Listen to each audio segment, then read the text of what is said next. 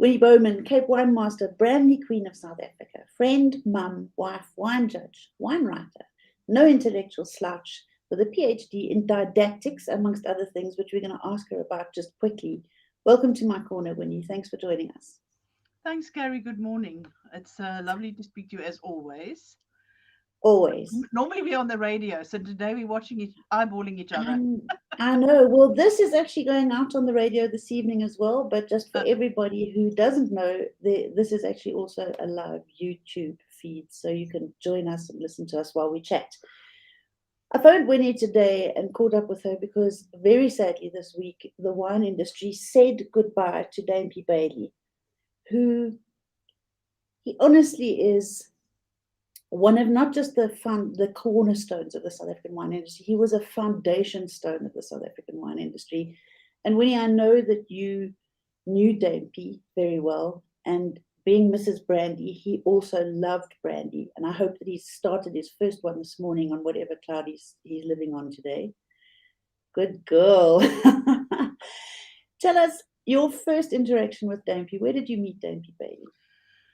Oh my word, I'll actually never forget. It was in Stellenbosch, and I was busy doing my Cape Wine Masters qualification, and he always made a point of speaking to people in the room that he didn't know and ask them about what they were up to and why they were there. And he always offered his support, and he was just a ray of sunshine. I mean, he'll never be replaced, number one, and we'll never have another a person like him in our wine industry, certainly. And I No. mean, the shock waves. I mean, everybody was just so saddened by this. And you know, the funny thing is that he's now the fourth of four friends that have all died suddenly of a heart attack, which is maybe Really? Who maybe who else did we lose? Or just not friends, just your friends, not no, friends his in the friends, industry? his friends. Oh, We lost really? we lost Bertie van der Merwe last week, who Oh, wow. exactly in the same way. Eben Archer, uh, we Did lost him Earbud die? as taking his last putt. And I still remember his playmates saying, "Come on, man, get on with your putt," and then he just keeled over. And When was that? about 2 years ago, I was and going of to say, course, the wonderful Wilhelm Pinaar's dad. His name escapes me now. Who was also a very big distill guy, yes. and he was still doing harvests in Portugal, and the same thing happened. So it's been a all-round chopping in the um, forest of the wine industry. Well, I think that it's sort of coming time for us to start saying goodbye to each other because we sort of held up the industry for so long. And Damby had such an amazing life and such a Oh full my life. word, he was a laugh a minute. I mean, when you went to the Yeah. when you went to visit him in Sioux, the first thing you had to do was go and look at his prize bull Spaker, which Yes. was the head of his stud, um, Mm, and meet Spaker before you could do anything else. And I mean, he had a story for every flippin' occasion, I and know. that naughty smile, He was very mischievous. I know extremely that mischievous. my industry, my time in the wine industry has been largely spent in Johannesburg, as you know. Yeah. And whenever I went down to Cape Town, I always hoped that whatever function or whatever it was that I was going down for included Dumpy Bayly Baby Bailey. somewhere because he was as naughty as the day is long. And He was a ray of hugely sunshine mischievous, at the same time. yeah. But he was also a massive intellect and a Absolutely. very brave pioneer. Um, I teased him mercilessly because of his affiliation to Pinotage, and Well, he then loved it. publicly sort of apologized to him afterwards because his wish did come true in his lifetime.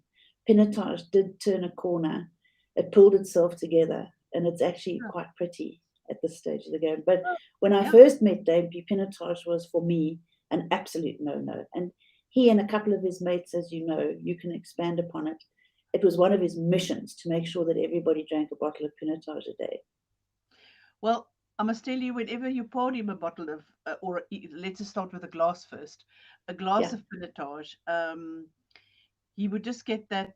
glazed over look in his eyes, and you could see him just examining this wine, and actually he was not blind to the faults of Pinotage in the beginning, but of No. course he was very instrumental in, together with Bayers Tritter, uh, Mm. with the Pinotage Association, and they did an enormous amount of work to actually get the winemaking and viticulture skills of our industry up to a level where we now have Pinotages that we can really be proud of, and Yes. that are acclaimed worldwide. I mean, Greg Sherwood from London, he writes a lot about South African wine, and Mm. he often writes about Pinotage, and with Yes. great acclaim. And in fact, Greg was even invited once to be on the panel of the Pinotage, APSA Pinotage Top 10 competition. And when he arrived here, he said it was the first time that he was going to have so many Pinotages in such a In short a time, row. and he Yes. loved it. But he loved it. He just was blown away by the increase in the quality, and of course that put a bigger smile on Duimpie's One. face, and Mm. just said, "Well, it's actually Greg that's come round, not the wines." He really was. He brought a wonderful sort of a flavor to everything that he touched. And but he was no slouch. Nope. He had a degree from University of Stellenbosch in a BSc. I think he did a Yeah, straight BSc. He had a Harvard something or other. He he had a went PhD to from UCL Davis. from Davis. He was, I think, one of the first winemakers, Cape winemakers in the Cape country. Wine Masters. He Cape was Wine one of the Masters, first yeah, in Cape Wine Masters. yeah, yeah, And I mean, on and more committees, Carrie, than I can count on hands and yeah, toes. And, he he headed up he headed up SFW for any amount of time. He sat on the board of Distill. He made life-changing decisions for our industry, and I think that, whilst we remember him for the fun, light-hearted, brilliant company that he was, beneath that are many, many layers of hard work that we really owe him a massive debt of gratitude for. Do you agree? absolutely, and also the way in which he approached everything. Like, he one of his great loves was the afbakeningskomitee, which was the deciding which parts of property would be in which ward and so on. And Yes, that's quite right. He and I shared a big love for that.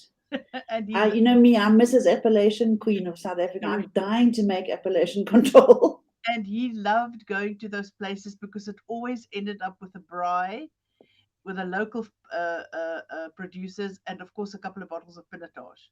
Yeah. Yeah. And in fact, one of his favorite things he always used to say after those things, he always says, people say wine is made in the vineyard. He says, but he says, have you ever seen a horse winning the Kentucky Derby without a jockey on its back? Tell me that. So No, he, he's he quite was he right. was always inclusive of all parts of the personnel and people that work in any of the wine farms, etc., and everybody involved in the wine industry. I mean, he would know everybody, and they would all smile and greet him when he arrived at a farm or whatever. I mean, Dumpy was the last always to take his seat because everybody wanted to talk to him before he went to his seat. Yeah. Always. He was in huge demand. And there was nobody that Dumpy didn't include in No, his lineup of mates. I had, I suppose I could say, controversial customers. Everybody and anybody walked in and out of the doors of Norman Goodfellows, as you know, and over the years I met everyone, whether they were gangsters, whether they were rogues, whether they were princes, paupers. They all came in and out, and still do, of the shop. And Roger Kebble was one of them. And Roger Kebble became a very, very good customer of mine. And when Roger moved down to the Cape, which he did about 5 or 6 years before his death, he knew Duimpie Bayly from young. They used to play rugby together, I think. And even with all the cloud that hung over the Kebble family, Duimpie Bayly was one of those people who put all of that aside. And he was such a good friend to Roger Kebbell in his last days. I used to speak to Roger quite regularly because we used to keep him in wine even while he was down in Cape Town. And he saw Duimpie Bayly almost weekly. Duimpie made a point of making sure that Roger Kebbell was okay. And he was that kind of man. He didn't mind what anybody else thought or said. He used horse's mouth stuff. There was no such thing as, pardon the pun, the grapevine with Duimpie. He just, what you saw was what you got. He was real down to his core. Well, even during this whole lockdown, Carrie, especially during the hard lockdowns when we weren't allowed to go anywhere, Dumpy and I would speak on the phone at least once a week just to check in with each Did other. you? And I mean, You're I'm okay. not the only one that he checked in with. I'm sure there were many more people that he checked in with. But he checked in, is everybody okay? Everybody Yep. doing well? And that was always the warm feeling when I had a phone call from him. And Yep. but he was the most humble person. I mean, Completely. he never ever showed off anything. And of course, he absolutely adored his wife Sue. Yes, And she is a darling. we all She's adore going to her. miss him. We're all going to have to look after Sue Bayly, actually. She's going to have We such a massive gap in we her all life. gonna miss because she's gonna miss him a lot. Yeah. And he was very proud of his children. I mean, I remember he always used to tell me about his children because I've, as you know, have a son at Edinburgh University, and Mm.